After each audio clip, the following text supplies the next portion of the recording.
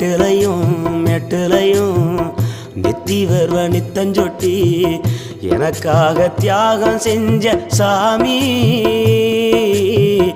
என்னைக்குமே நீதான் என் பூமி.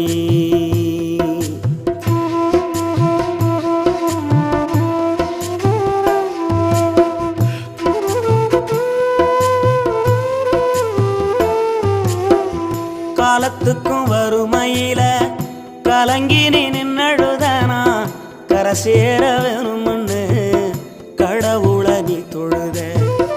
ஆசைப்பட்ட அத்தனையும் சொல்லாம நீ மறைச்சனா ஆலமரமா வளர ஆணி வேற நீ நிலச்ச. சுமதா